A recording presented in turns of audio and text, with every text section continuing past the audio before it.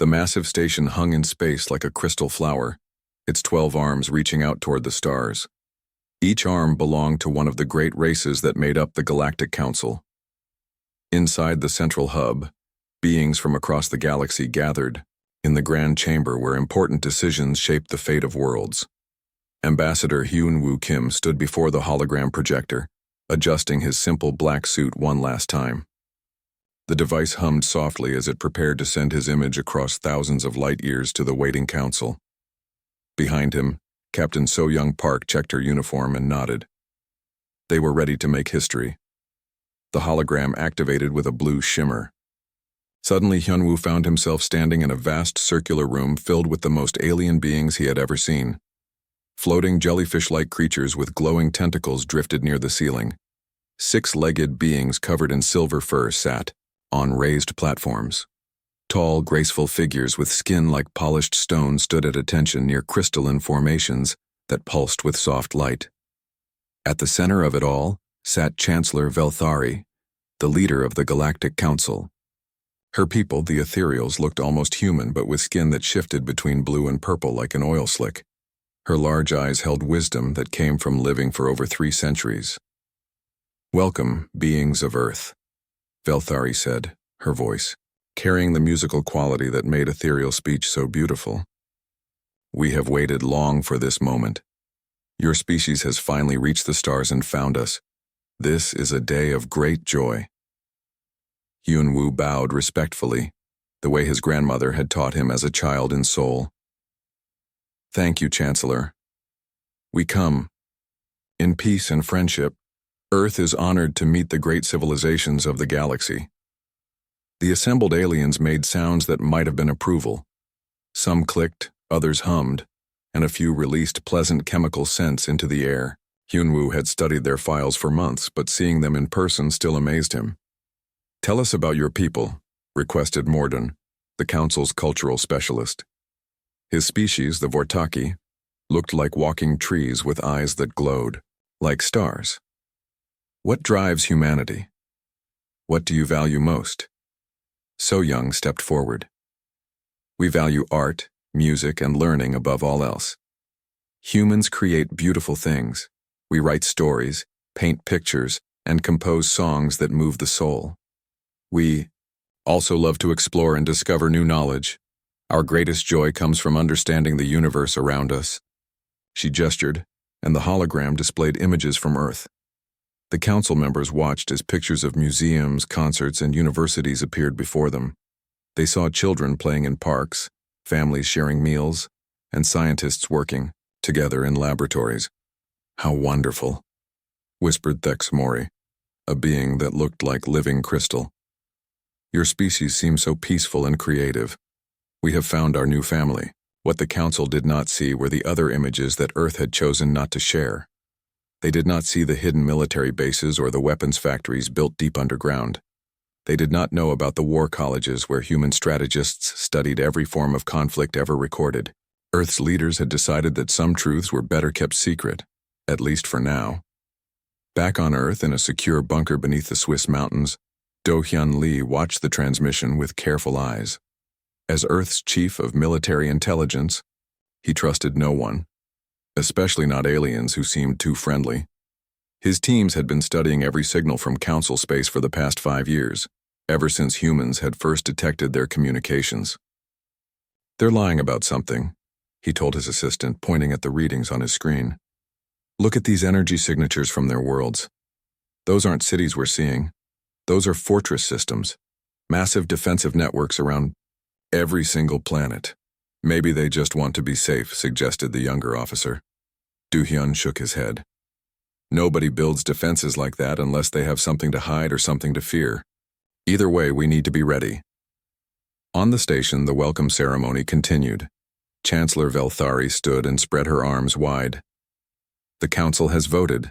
By unanimous decision, we grant humanity preliminary membership in our great alliance. You will be given a sector of space to call your own, where your people can grow and prosper under our protection." The alien representatives cheered in their various ways. Some clapped with multiple hands, others flashed bright colors, and a few sang harmonious notes that filled the chamber with music. Hyun-woo smiled and bowed again. "We are grateful for your kindness. When can our people begin moving to our new home?" "Immediately," replied Velthari. "We have prepared a beautiful system called Kepler 442. It has 3 worlds suitable for your kind. The main planet has clean water, fresh air, and fertile soil. Your colonists will be very happy there." What she did not mention was that Kepler 442 sat at the very edge of council space, far from the major trade routes and important worlds. New species were always placed there, in the quiet zone where they could be easily watched and controlled. As the ceremony ended, Jin-A Choi, Earth's chief xenobiologist, carefully collected biological samples from the meeting. The aliens had been generous with their gifts, including small tokens that contained traces of their genetic material. In her secret laboratory aboard the human ship, she would study these samples to learn everything possible about alien biology.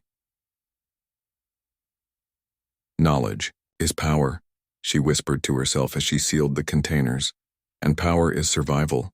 The holographic connection closed and Hyun-woo found himself back on the human ship. So Young removed her formal uniform and sat heavily in a chair. "How do you think it went?" she asked. "Too well," Hyun-woo replied, loosening his tie. "They accepted us too quickly and too easily. Either they're incredibly naive or they're incredibly confident. Which do you think it is?" Hyun-woo looked out the viewport at the distant stars.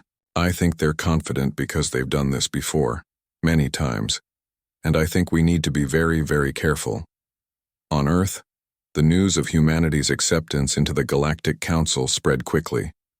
People celebrated in the streets, excited about the future among the stars. Children dreamed of alien friends and fantastic adventures. Scientists could hardly contain their excitement about the new technologies and knowledge they would gain. But in hidden rooms and secret meetings, other conversations took place. Military leaders studied star charts and made quiet plans. Engineers designed new weapons disguised as peaceful tools. Diplomats practiced smiles while sharpening their words like knives. The galaxy had welcomed humanity with open arms. They had offered friendship, protection, and a place among the stars. They believed they were granting a great gift to a young species that would be grateful forever. They had no idea that humanity had been preparing for this moment since the first human looked up at the night sky and wondered if they were alone. They did not know that Earth's children learned about other species the same way they learned about mathematics and literature. They could not imagine that behind every human smile lay the mind of a predator that had climbed to the top of their world's food chain by being cleverer, more ruthless, and more adaptable than anything else that had ever lived. The Galactic Council had just invited wolves into their peaceful flock, and the wolves were very, very hungry. The massive colony ship New Sol drifted slowly into orbit around the 3rd planet of the Kepler 442 system. Commander Taemin Kwan stood on the bridge, watching the blue and green world turn beneath them. It looked peaceful and welcoming, exactly what the Council had promised. "Begin landing operations," he ordered. "Send the first wave to the northern continent. We'll establish the primary settlement there." Below them, the planet waited like an empty canvas. Thick forests covered most of the land, broken by wide rivers and fertile plains. The air was clean, the water pure, and the soil rich with nutrients. It seemed perfect for human colonization. The first shuttles launched from the New Sol, carrying construction teams and essential supplies. Engineer Yeon-Soo Nam led the advance group, her equipment scanners already mapping the best locations for buildings and infrastructure. She had volunteered for this mission not just to build a new world, but to hide one of the most important secrets humanity had ever kept. As the shuttles touched down, the colonists began their work with remarkable efficiency. Within hours, temporary shelters rose from the ground. Within days, permanent buildings took shape. The settlement grew quickly, following the careful plans that had been approved by the Council's Oversight Committee. What the Council observers could not see were the additional plans hidden in encrypted files. While the surface construction followed their guidelines perfectly, teams of workers began digging deep beneath the settlement. They carved out vast underground chambers and connected them with hidden tunnels. On the surface, they built a peaceful farming community. Below ground, they constructed something very different. Dr. Sunhee Bayek worked in one of these hidden laboratories, carefully taking apart the gifts the Council had given humanity. Each alien device held secrets about their technology, and she intended to learn every one of them. Her team of scientists studied the power sources, analyzed the materials, and reverse-engineered the computer systems. "This is incredible," she told her assistant, holding up a small device that could generate enough energy to power a city. "Their technology is thousands of years ahead of ours, but the principles are simple once you understand them. We can build copies of this within months." Above ground, the colony continued to grow. Families arrived on transport ships bringing children who laughed and played in the alien sunshine. Farmers planted earth crops that grew well in the rich soil. Teachers opened schools where young colonists learned about their new world. To any observer, it looked like a perfect example of peaceful human expansion. The colonists followed all council regulations about environmental protection. They built their cities in harmony with the natural landscape. They seemed grateful and content with their new home, but appearances can be deceiving. Pilot Dongmin Seo took his small scout ship on regular flights around the system, officially mapping the asteroid belts and gas giant moons for mining operations. His real mission was far more important. Each flight carried advanced sensors that recorded the positions of Council monitoring stations, defense satellites, and patrol routes. "They're watching us constantly," he reported to Commander Quan during one of their secret meetings. 3 observation posts in the outer system, sensor networks around both moons, and automated probes that check our ships every time we leave the planet. "Expected," Quan replied calmly. "They do this to all new species. The question is why they need so much security for a peaceful alliance." The answer to that question came 6 months after the colony's establishment, in the most unexpected way possible. Communications officer Mi Young-han had been monitoring radio signals from across the galaxy, officially to learn about Council, culture, and news. She spent her days listening to alien music, news broadcasts, and educational programs. Most of it was exactly what she expected from an advanced, peaceful civilization. Then she found something that changed everything. It was a heavily encrypted transmission between 2 Council military bases, sent on a frequency that they probably thought humans could not detect. Mi Young had been working on cracking Council encryption codes for months, and she finally succeeded in decoding the message. What she read made her blood run cold. The transmission was a routine status report about something called Species Integration Protocol Omega. It contained detailed files about dozens of races that had joined the Council over the past millennium. Each file followed the same terrible pattern: first contact, welcome ceremony, assignment of a colony world, peaceful integration period, and then something called population management implementation. After that, each species' homeworld showed the same status: sterilized for ecological preservation. Mi Young's hands shook as she read through file after file. The Zephyrians, welcomed into the Council 800 years ago, their homeworld now empty. The Korthek Republic integrated 4 centuries past, their people scattered across Council worlds as servants and laborers. The gentle builders of Nexion Prime, who had created beautiful crystal cities, now extinct except for a few specimens, kept in Council research facilities. Every single species that joined the Council eventually lost their homeworld and their independence. Some were killed outright. Others were enslaved. A few were kept alive in small numbers as curiosities or servants, but none remained free.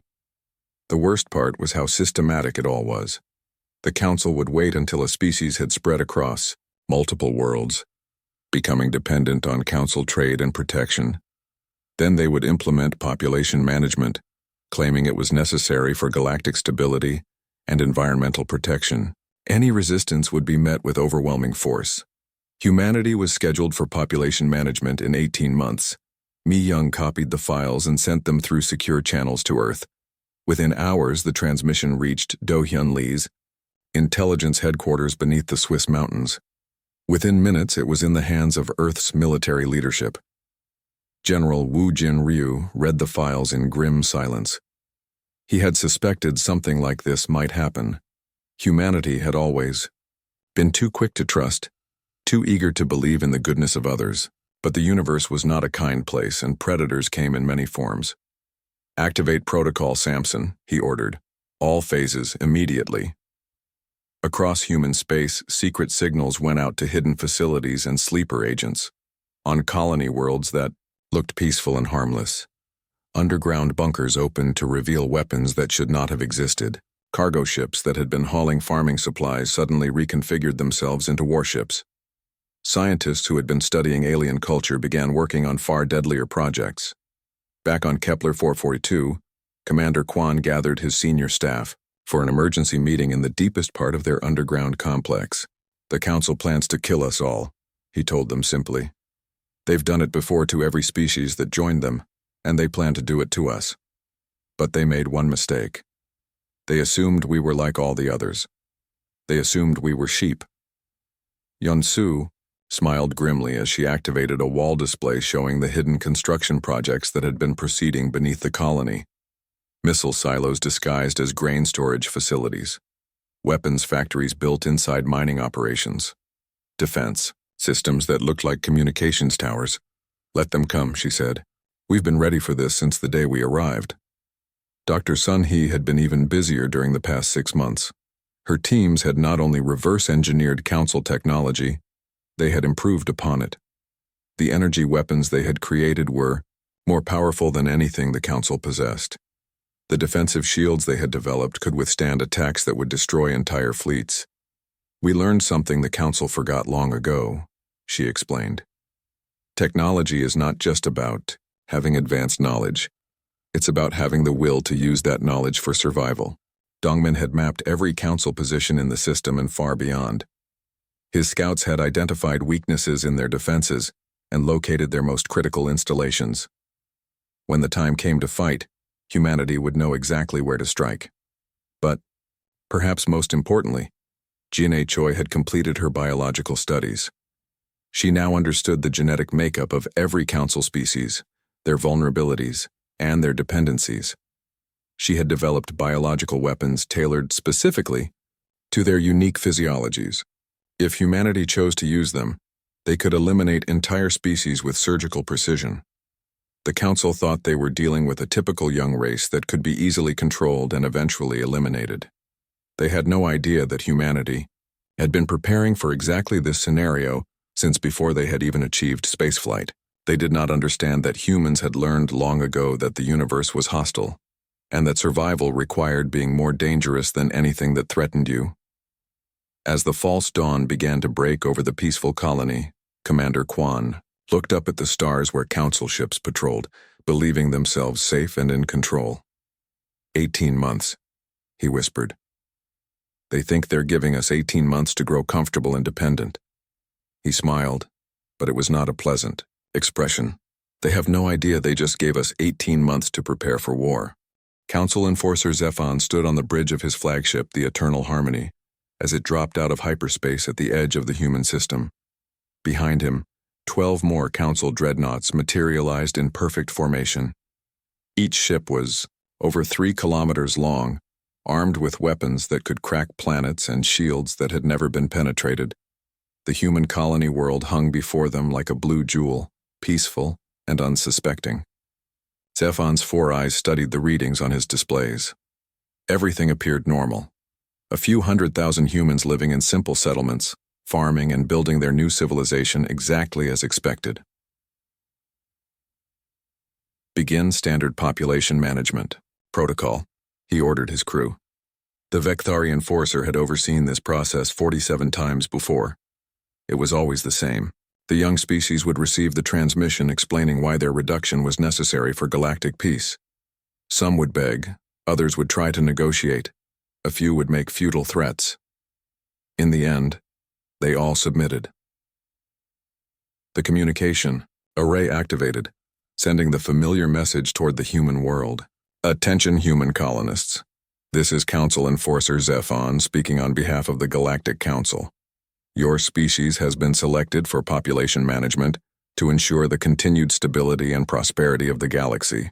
Please prepare for immediate implementation of Regulation 77 Alpha." Zephon waited for the expected response. Usually the target species would flood the channels with desperate pleas or angry protests. Sometimes their leaders would offer everything they had in exchange for mercy. It was always pathetic, but it was also always brief. This time something different happened. A single human voice responded, calm and steady. "This is Admiral J. Sung-Oh of the Human Defense Force. Your message has been received and understood. We decline your offer."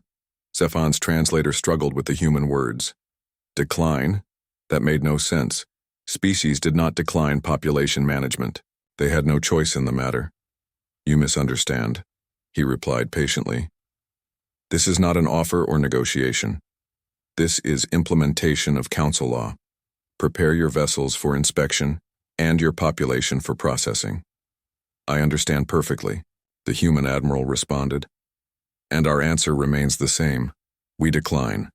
If you wish to proceed, you will have to go through us." For the first time in his 3-century career, Zephon felt confused. His tactical officer, a nervous Quillen with tentacles that shifted color when stressed, approached his command chair. "Sir, our sensors are detecting some unusual readings from the planet's surface. Energy signatures that don't match our records of human technology." "Show me."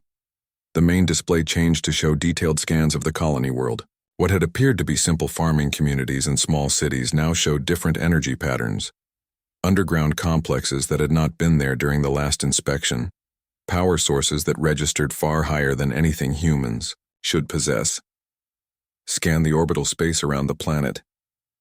The results made Zephon's blood run cold. What had appeared to be empty space was filled with hidden objects. Thousands of them. They had been invisible to council sensors, somehow masking their signatures perfectly.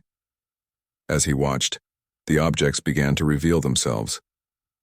Massive weapons platforms unfolded like deadly flowers.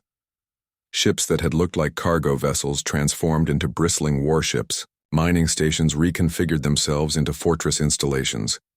In the space of minutes, the humans had gone from a helpless colony to a fully armed military installation. "How is this possible?" Zephon whispered. His answer came in the form of weapons fire. Captain Yoonji Ko commanded the human defense ship Indomitable, a vessel that had been disguised as a simple transport hauler for the past year. As the council fleet moved into attack formation, she gave the order that changed everything. "All ships, this is command. Light them up." The hidden human fleet opened fire simultaneously. Energy beams lanced out from concealed positions, striking the council ships with devastating accuracy. The weapons were not supposed to exist. Human technology was centuries behind the council's advanced systems. But these weapons tore through council shields like they were made of paper. The Eternal Harmony shuddered as multiple energy beams struck its hull. Zephon grabbed his command. Shara's alarms wailed throughout the ship. His tactical officer's tentacles had turned bright red with panic. Shields down to 60%. Hull breaches on decks 7 through 12. How are they penetrating our defenses? Zephon had no answer. Council shields were based on technology perfected over thousands of years. No young species should have been able to create weapons powerful enough to overwhelm them. He did not know. The Dr. Sunhee Baek had spent months studying captured council shield generators. She had not only learned how they worked, she had discovered their fundamental weakness. The shields were designed to stop the energy weapons that council species used. They were not designed to stop the exotic particle beams that her team had developed specifically to counter them. "Return fire," Zephon ordered. "All ships target their largest vessels." The council dreadnoughts turned their massive weapon arrays toward the human ships and fired. Energy beams that could vaporize asteroids struck the human vessels directly. The beams splashed harmlessly against the human shields. Captain Yoonji smiled grimly as her ship absorbed the council attack without damage. The humans had not only learned to penetrate council defenses, they had learned to defend against council weapons. They had taken the aliens' own technology, improved it, and turned it against them. "Target their command ship," she ordered. All batteries, full power.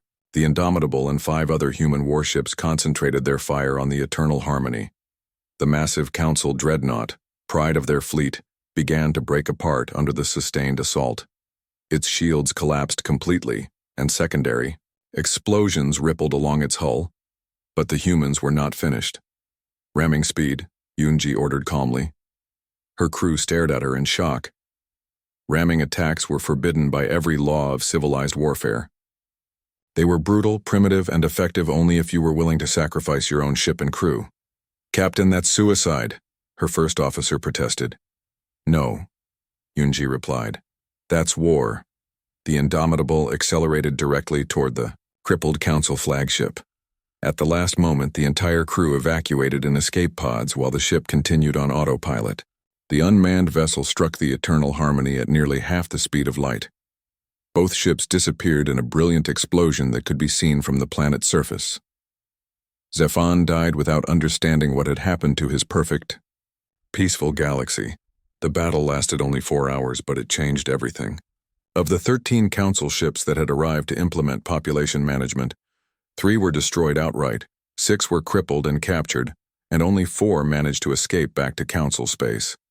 They carried with them news that terrified the Council leadership more than anything they had experienced in 1,000 years.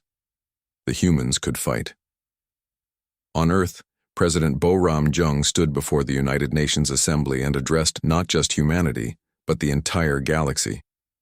The transmission was broadcast on every Council communication frequency, ensuring that every species would hear her words. "People of Earth and beings of the galaxy," she began, her voice steady and strong. "Today marks the end of one era and the beginning of another. For too long, the Galactic Council has maintained peace through hidden genocide. They have welcomed species into their alliance only to eliminate them once they became inconvenient." The assembled delegates listened in, stunned silence as she revealed everything humanity had learned about the Council's true nature. The sterilized homeworlds, the enslaved populations, the systematic extinction of every species that had trusted them. "We were supposed to be next," she continued. "In 18 months, Council forces were scheduled to arrive and implement what they call population management. They believed we would submit quietly like all the others before us." She paused, looking directly into the camera that would carry her image across the galaxy. They were wrong. Behind her, the massive display showed footage from the battle at Kepler 442. Council dreadnoughts burning and broken, human ships emerging from hiding places that should not have existed, weapons that carved through defenses that had been considered impregnable. "We have a message for the Galactic Council," President Jung said. "Humanity does not submit. We do not bow to tyrants who hide behind lies of peace and prosperity. We do not surrender our freedom to buy safety that was never real." Science Director Kyung-ho Yoon stepped forward to join her at the podium. In his hands, he held a small device that looked deceptively simple.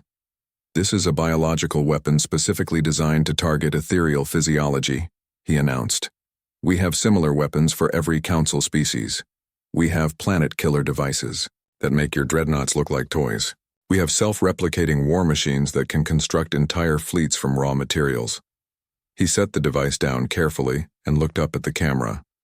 "We developed all of this while you watched us and believed we were harmless farmers and artists. We built it under your noses while you congratulated yourselves on bringing another primitive species into your fold." President Jung stepped forward again, her expression hard as stone. War Chancellor Thexmori had never expected to hold his current position. For 800 years he had served as the Council's ceremonial military advisor, a role that involved mostly organizing parades and managing the small security forces that kept order on peaceful worlds. The Council had not fought a real war since before his birth. Now he stood in the newly constructed war room on Nexus Prime, staring at holographic displays that showed the rapidly deteriorating situation across the galaxy. Red warning lights marked human positions that seemed to multiply daily. Blue indicators showed Council forces, many of which were flickering or disappearing entirely. "Report," he ordered his staff, trying to project confidence he did not feel. Admiral Kethwan, a serpentine being whose scales shifted color with emotion, slithered forward. Her scales were currently a sickly yellow that indicated deep anxiety. "The situation continues to worsen, War Chancellor. The humans have attacked our bases in 7 systems. They do not fight like any enemy we have records of. They target our supply lines, our communication networks, and our civilian infrastructure. They seem to have no concept of honorable warfare. Thexmori's crystalline structure darkened. Explain. They use weapons that are banned by every civilized species, chemical attacks that target specific genetic markers, biological weapons that spread through our ventilation systems, cyber attacks that turn our own technology against us. The War Chancellor studied the tactical displays with growing horror. The humans were not simply winning battles, they were rewriting the rules of warfare itself. Every principle the Council held sacred about civilized conflict was being ignored. What about our member species? Surely they will rally to defend the Council that has protected them for millennia. Kethwan's scales shifted to deep purple, indicating profound distress. That is another problem, sir. The humans are broadcasting continuous propaganda to every species in the galaxy. They are revealing classified information about our population management programs.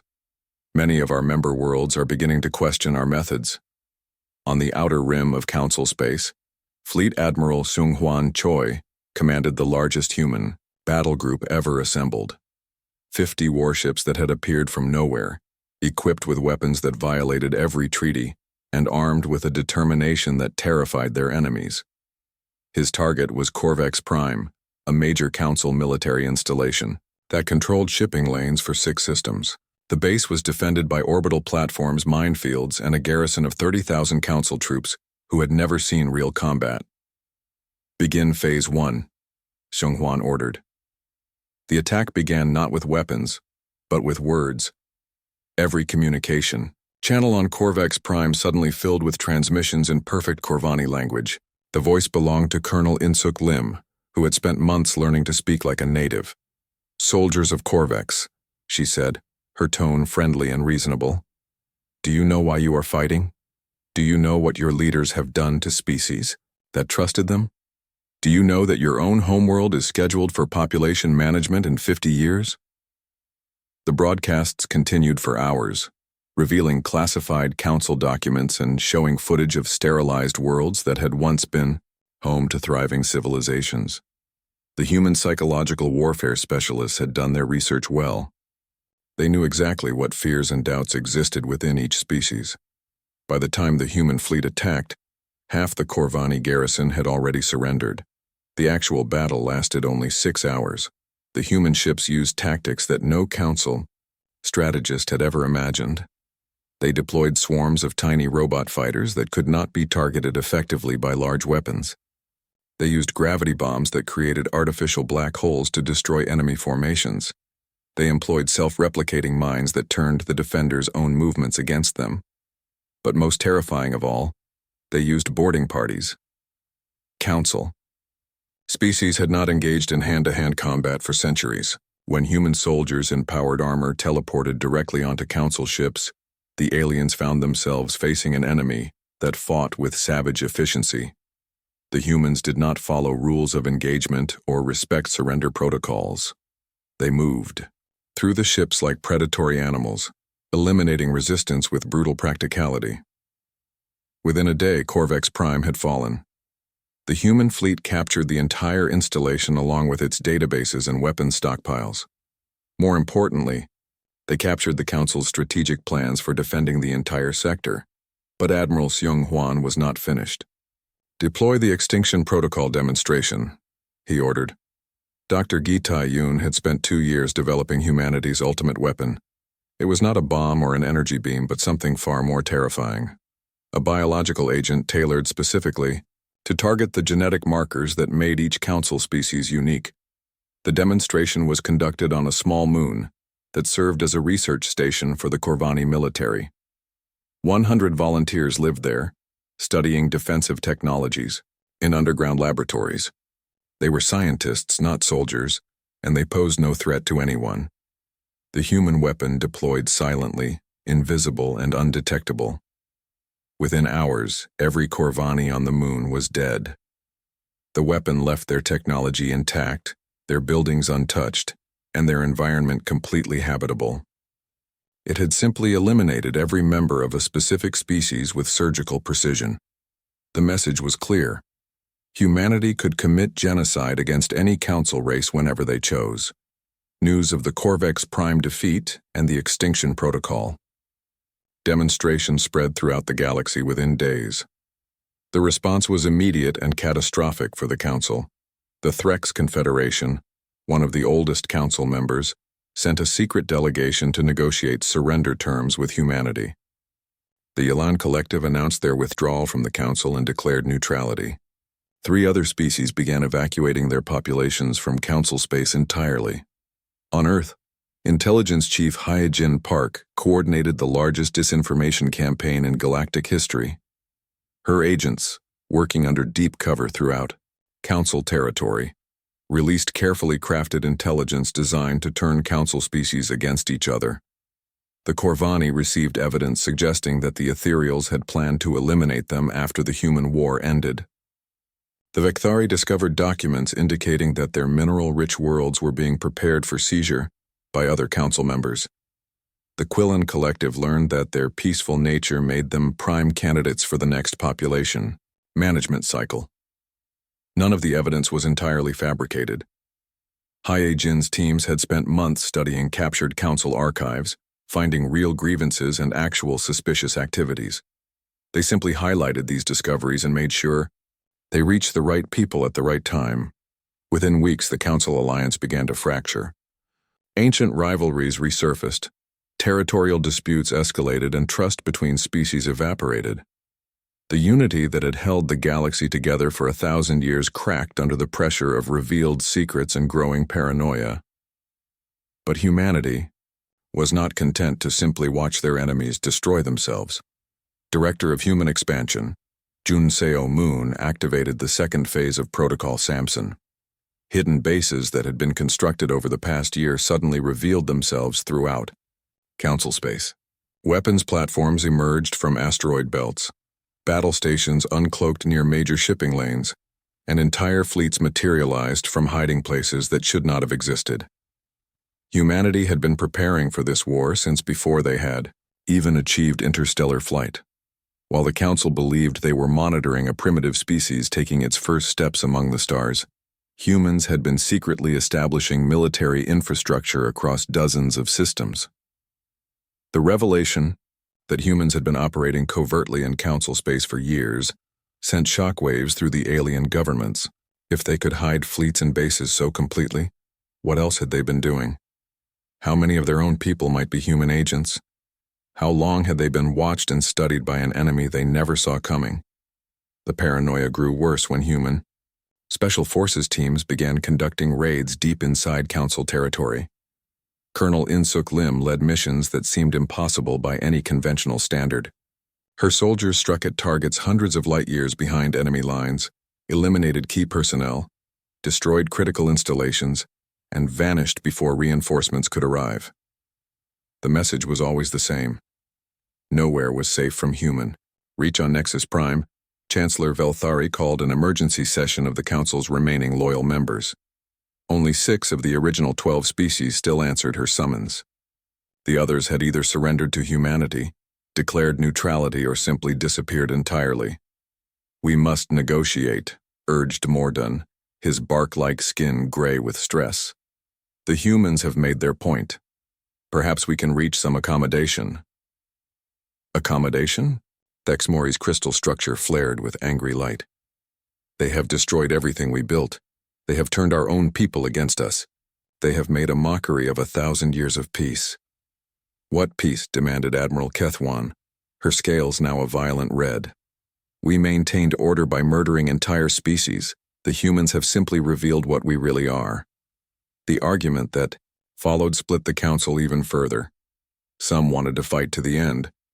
Supreme Commander Young-Suk Lee stood in what had once been the Grand Chamber of the Galactic Council.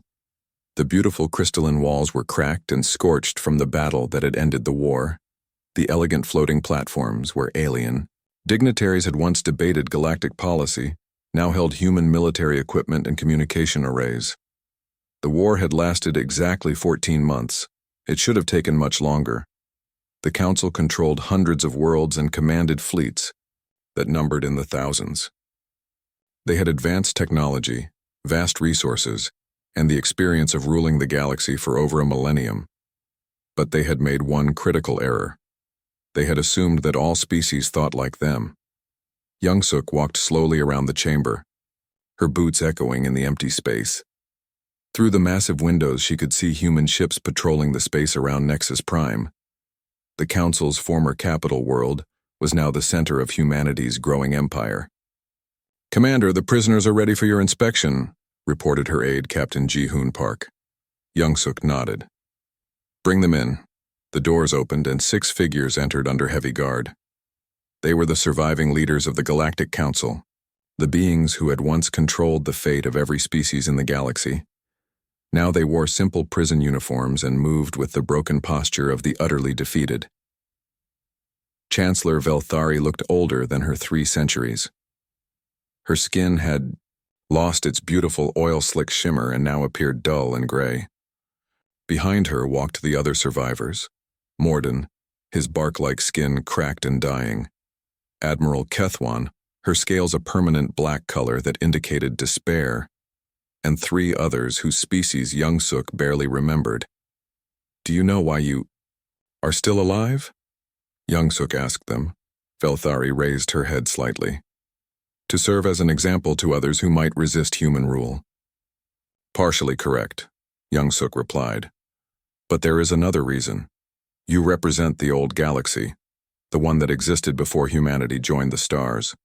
We need you alive so that everyone can see the contrast between what was and what is." She gestured to the chamber around them. "For 1,000 years you maintained peace through hidden genocide. You welcomed species into your alliance and then eliminated them when they became inconvenient. You built your civilization on a foundation of lies and murder." The former chancellor tried to speak, but Young-suk continued. "We have built something different. Human rule is not hidden behind pretty words and false promises. When we conquer, everyone knows they have been conquered. When we rule, everyone understands who holds power. There are no lies, no deceptions, no false hopes of equality." Governor General Myung-jin Kang entered the chamber, carrying a data pad that contained the reports Young-suk had been waiting for. The transformation of former council space was proceeding ahead of schedule. "Status report," Young-suk ordered. "Sector 7 is fully integrated," Myung-jin replied efficiently. "All former Corvani worlds now operate under human administration. Population centers have been consolidated into designated areas, and productive capacity has increased by 40%. Young-suk nodded approvingly. The integration process was brutal but effective. Alien populations were relocated to areas where they could be easily monitored and controlled. Their most intelligent individuals were recruited to serve human interests or eliminated if they refused. The rest were put to work in industries that benefited the expanding human empire. "What about the Threx territories?" "Complete submission," Myung-jin reported. "They have accepted human governance without resistance. Their industrial worlds are now producing ships and weapons for our fleet expansion. The Threx had been smart enough to surrender early in the war. As a result, they were treated as junior partners rather than conquered subjects. They maintained some autonomy and kept their leadership structure, but everyone understood that humanity held ultimate authority. Other species had not been so wise." Reconstruction. Director Junho An had spent the past year converting former council worlds into human colonies. The process was systematic and thorough. Alien cities that resisted were destroyed and rebuilt according to human specifications. Populations that proved troublesome were relocated or eliminated. Resources were redirected to support human expansion and military buildup. "The former ethereal homeworld has been completely terraformed," Junho reported. "The new colonists from Earth have established 7 major cities and are expanding rapidly." Young-suk smiled coldly as she looked at Velthari. The former chancellor's homeworld no longer belonged to her people. Most ethereals had died during the war, and the survivors lived in small reservations under strict human supervision. "How many worlds now fly human flags?" Young-suk asked.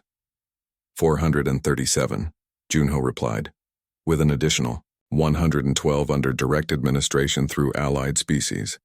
In less than 2 years, humanity had gone from a single world to controlling over 500 star systems. The expansion continued daily as human fleets spread throughout the galaxy, claiming territory and resources that would support even greater growth. Cultural Integration Officer Ha-Un Yu had perhaps the most important job in the new empire. She was responsible for ensuring that every species understood their place in the human-dominated galaxy. Her teams produced educational materials, managed communication networks, and controlled the flow of information throughout human space. The integration academies are operating at full capacity, she reported. Young members of subject species are learning human languages, human values, and human history. Within a generation, most will think of themselves as human citizens rather than members of their birth species. This was the key to long-term stability. Rather than simply ruling through fear, humanity was systematically reshaping the cultures and identities of conquered peoples. The next generation would grow up thinking of human rule as natural and proper, but the most crucial work was being done by Director of Human Expansion, Jun Seo Moon. His responsibility was ensuring that humanity never again faced the kind of threat the Council had posed. Protocol Genesis is now operational, he reported. We have established monitoring stations in every major system and observation posts in all unexplored regions. Any species that develops interstellar flight will be detected immediately. Young-suk nodded approvingly. The Council had made the EDBI's mistake of allowing humanity to develop in isolation until they were strong enough to pose a threat. Humanity would not repeat that error. What happens when we find them? Asked Captain Park. We evaluate them, Jun Seo replied. Species that might be useful are approached for integration into our empire. Those that might pose a threat are eliminated before they can become dangerous. We learned from the Council's mistakes. The galaxy would never again see the rise of a power that could challenge human supremacy. As the meeting concluded, Young-suk dismissed her staff and approached the former council leaders. They had listened to every word, understanding that their old galaxy was truly dead and would never return. You wanted to know why you are still alive, she told them. It is because the galaxy needs to remember what happens when someone tries to play games with humanity. She gestured to the guards, who began escorting the prisoners back to their cells. But before they reached the door, Young-suk spoke again. There is something else you should know. The Council was not our first enemy, and it will not be our last. We have detected signals from other galaxies indicating that intelligent life exists beyond our borders. Velthari stopped walking and turned back to face her. When we make contact with those civilizations, we will remember the lesson you taught us. Trust no one. Show no weakness. Strike first and strike with overwhelming force. The former Chancellor's eyes widened as she understood the implications.